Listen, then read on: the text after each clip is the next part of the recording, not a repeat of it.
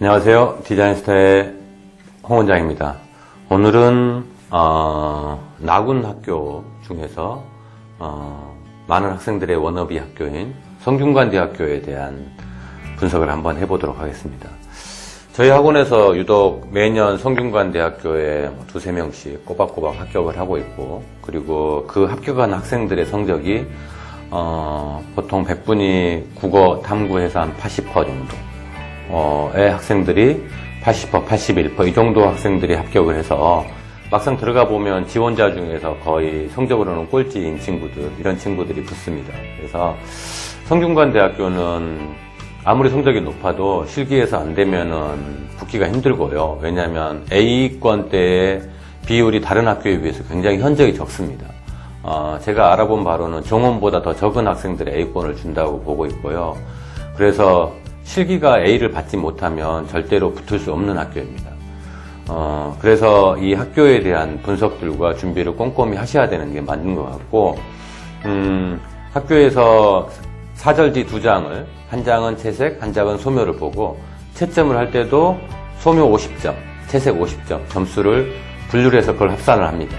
보통 예전에 사고예전환이나 발상가 표현처럼 2장을 붙여서 그냥 2장의 그림들을 하나로 묶어서 봤을 때 배점을 어떻게 할 것이냐 이런 게 아니고, 성균관대학교는 철저하게 소묘랑 채색을 50점, 50점을 나눠서 평가를 하고 있고, 점수도 그 합산 점수가 어느 영역대에 드냐에 따라서 이 친구가 실기가 우수한지 낮은지 이런 부분이 판가름이 되게 됩니다. 그래서 대부분은 성균관대학교에 지원한 학생들이 성적대가 높고요. 대부분 국민대 이대를 지원한 학생들이 오는 학교다 보니까, 하지만 국민대 이대를 붙어서 성대를 떨어지는 친구들이 많습니다. 그 이유는 학교에서 요구하는 실기와 그리고 본인이 가지고 있는 실기의 수준들이 학교에서 요구하는 실기 수준에 못 맞추기 때문에 그런 결과가 있는 거라고 봐요.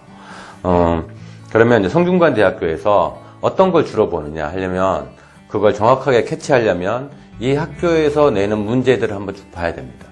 문제들을 보시면 뭐 초코바와 대량 생산, 시계와 인체의 융합, 시간이 멈춘 도시, 그리고 뭐 투명함, 그리고 뭐 커피 믹스와 한류, 그리고 작년에는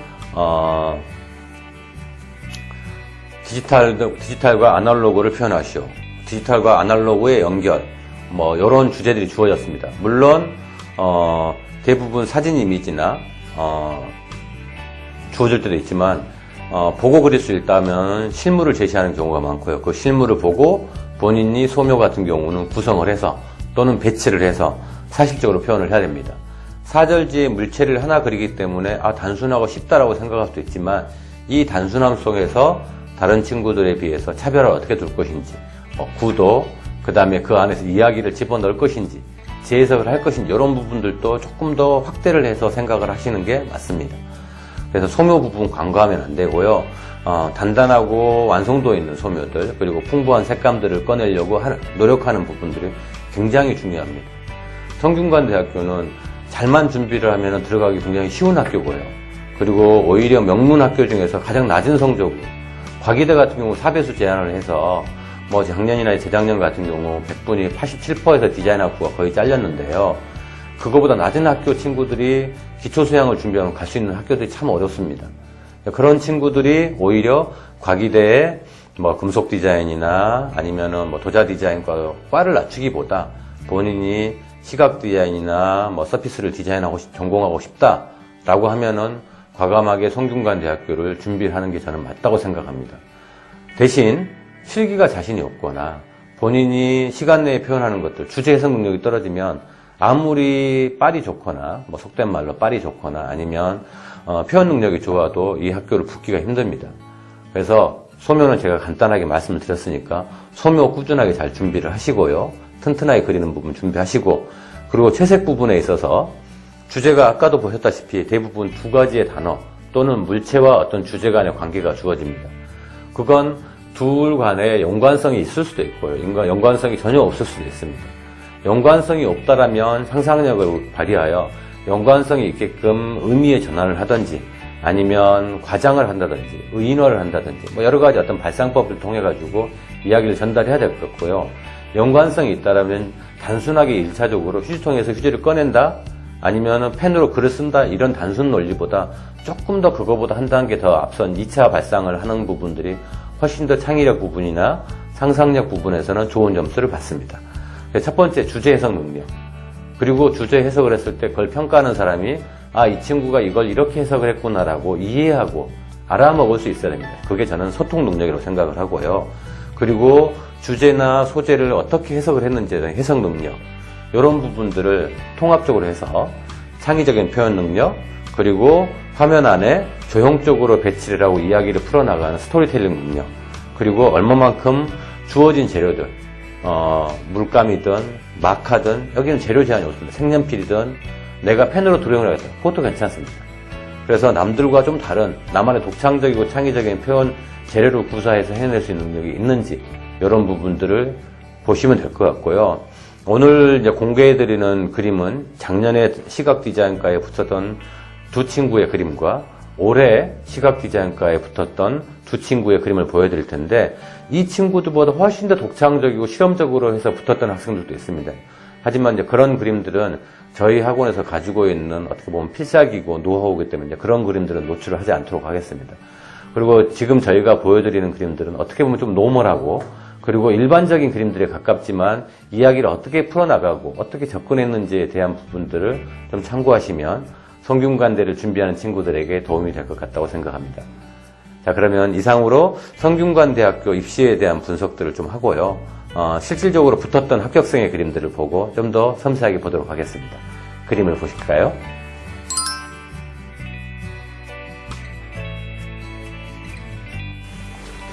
자, 우선 그럼 2019년도 합격생 그림을 먼저 보도록 하겠습니다.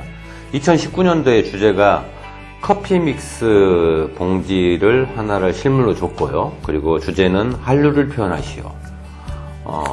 지금 뭐 BTS를 중심으로 해서 블랙핑크, 그리고 손흥민, 예전에 김연아, 그리고 뭐 우리의 뭐 푸드, 다양한 한국이 가지고 있는 문화들이 세계를 지배하고 세계적으로 널리 알려지고 있죠. 뭐 작년에 기생충의 봉준호 감독도 그렇고요. 그런 사회적인 분위기들을 주제로 낸 것 같아요.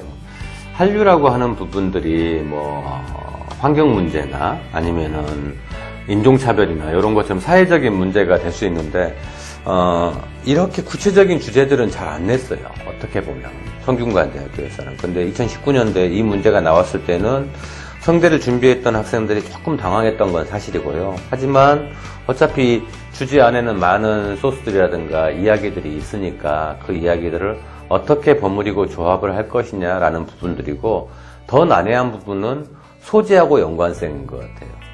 그러니까 커피 믹스라고 하는 거랑, 커피는 외국에서 가져온 음식 문화고, 그걸 인스턴트로 믹스 안에 집어넣고 봉투 안에 집어넣어서 이렇게 따먹을 수 있는 믹스 커피, 이런 소재랑 한류라고 하는 부분들을 참 연관시키는 게 쉽지 않은 것 같아요. 그래서 제가 이제 오늘 보는 이제 두 가지 작품들은 이제 둘 다 시각 디자인과에 붙은 학생들 그림인데, 이런 어려운 부분들 어떻게 해서 한번 보도록 할게요. 자, 일단 첫 번째 그림 같은 경우는 남학생입니다. 남학생 그림이고요. 이 친구 같은 경우는 그림을 약간 만화처럼 그리고, 그리고 좀 프리하게 그리는 경향들이 있습니다. 물론 이제 소묘는 정성껏 섬세하게 잘 다듬어서, 그리고 소묘에서도 스틱을 하나만 그리는 게 아니고 스틱을 하나는 온 상태로, 그리고 또 하나는 위에서 뚜껑을 따서 위에서 커피가루가 쏟아지는 이런 상상력을 발휘를 해서 구성을 한 부분들이 조금 재밌어 보이고요. 채색 부분에서는 이 커피 믹스를 이제 피아노의 건반, 그래서 우리나라의 어떤 음악이라든가 케이팝 뮤직이 세계적으로 널리 알리는 부분들을 피아노 건반화 시켜가지고 까만 건반과 하얀 건반을 노란 건반과 갈색 건반으로 해석을 한 것 같아요. 뭐 아주 재밌거나 그러진 않는데 응용력은 좀 있는 것 같고요. 그 외에 저 뒤에 김연아라든가 아니면 뭐 손흥민, 박지성으로 보이는 이름 모를 축구 선수, 그리고 뭐 김치, 그 다음에 뭐 이런 문화들이 지구를 태국 문양에 있는 빨간색과 파란색을 가지고 하고 지구를 감싸고 있다, 이렇게 상징화시킨 부분들이 아주 뭐 매력적이진 않지만 쉽게 읽히는 그림들인 것 같고, 그런 부분들을 자기만의 조형적인 구조를 가지고 그림을 해석한 것 같아요. 이 친구는 백분위가 정확하게 80%였는데 백분위 80%에 학교를 들어갔더니 시디과 성적 중에서는 꼴찌였대요. 그런데 실기로 대학을 붙은 것 같고요. 두 번째 그림을 보면 이 친구는 여학생입니다. 이 친구는 성대를 붙었지만 안타깝게 이화여대랑 성균관대를 복수학교 가요. 지금 이화여대를 다니고 있는 친구고요. 그림은 역시 뭐 이대에 붙을 정도 소묘 능력이 좋고요. 전체적인 표현 능력이 다양합니다. 그리고 이 친구는 첫 번째 봤었던 그림에 비해서 이야기거리들이 주로 드라마, 음악, 체조, 그다음에 스포츠 이런 부분들을 따로따로 떼내는 게 아니고 커피잔 위에서 풍겨 나오는 향기처럼 하나의 그림들을 이렇게 오버랩 시켜서 여러 가지 소스들을 버무렸던 부분들. 그래서 뭐 최지우의 겨울연가처럼 보이는 여자의 모습도 보이고 방탄소년단도 있고요. 뭐 김연아도 보이고 뭐 축구 선수도 보이고 그렇죠. 근데 이 친구는 구성을 여기저기 찢어지는 게 아니고 한 가운데를 모아서 힘을 주고 그리고 커피잔 안에 세계화를 뜻하는 세계 지도를 그려놓고 이렇게 해석을 하는 부분들이 주제에다가 다른 상상력보다는 주어진 주제만 가지고 하고 그리고 위에 커피 믹스를 굳이 그려야 될까라고 할 정도로 뭐 그렇게까지 그 부분이 약간 어색하긴 한데 주어진 소재들을 적극적으로 활용하려고 했던 것 같아요. 근데 뭐 저 같으면은 그 커피 믹스를 그냥 따져 있는 봉지를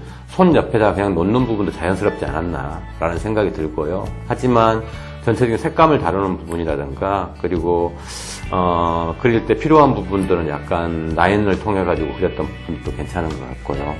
2019년도 문제는 커피 믹스와 봉지 그리고 한류를 표현하시오라고 했던 그림들은 이렇게 했는데 참고만 하시고요.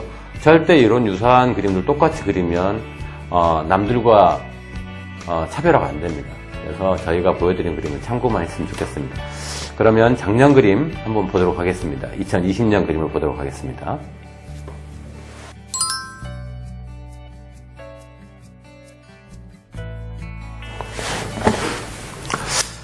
자, 2020년도에는 펜 그리고 스프링이 달려있는 펜꽂이가 소재로 나왔고요. 주제는 디지털과 아날로그의 연결이라는 주제가 나왔습니다. 디지털과 아날로그, 차가움과 뜨거움, 그리고 가벼움과 무거움 이런 상반되는 단어들은 성대를 준비할 때 꼭 풀어보는 문제 중에 하나였고요. 물론 저희도 작년에 이거랑 똑같은 문제를 풀었습니다. 시험 보러 가기 전 한 이틀 전쯤에 디지털과 아날로그의 연결이라는 완벽하게 똑같은 주제를 가지고 저희가 모의고사를 봤었고요. 그때 제가 평가를 하면서 어떤 부분이 중요하다라고 강조했던 부분들은 연결에 대한 연결고리, 연결에 대한 부분들을 어떻게 시각화할 것인가, 그 두 서로 다른 상반된 단어들을 관계를 어떻게 맺어줄 것인지, 그 다음에 그것들을 통해서 어떻게 스토리텔링을 할 것인지에 대한 부분들을 많이 강조했던 것 같아요.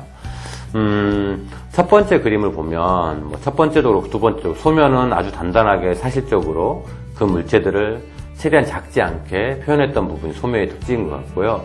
첫 번째 보이는 그림의 특징들은, 이 친구는, 물감의 양을 좀 더 풍부하게 쓰는, 그래서, 원래 이 친구가 그 전년도에는 기초 디자인을 했던 친구인데, 기초 디자인을 하면서, 본인이 했었던 그림의 표현 방식들, 양식들, 이런 부분들의 물감을 다루는 부분들이 좀 익숙해져서 그런지 물감 좀 풍부하게 쓰는 편이에요. 그런데 기디에서 요구하는 사실적인 표현 능력과 성균관대에서 요구하는 표현 능력에 약간 차이는 있습니다. 그래서 사실적인 표현 방법보다는 내가 가지고 있는 생각과 감정들을 어떻게 전달을 할 것인지에 대한 집중이 훨씬 더 중요한 것 같아요. 그래서 표현은 그림들을 윗부분과 아랫부분, 그래서 윗부분은 아날로그, 그래서 글을 쓰고 있는, 편지를 쓰고 있는 사람의 실제 손을 그리고, 아랫부분은 마치 뭐 전자펜을 들고 있고, 그 다음에 디지털화된 기호들, 뭐 헤로도라든가 매트릭스의 그런 부분들을 암시화된 여러 가지 기호들을 뭉쳐져서 쓰고, 위에는 좀 더 느리고 온화한 느낌으로, 밑부분은 속도감도 있고, 그리고 좀 더 강렬한 색감들로 대비를 주면서 그것들이 자연스럽게 물의 파장과 거기에서 생기는 진동들로 인해서 서로 연결되어 있다는 느낌들을 주려고 하는 것 같아요.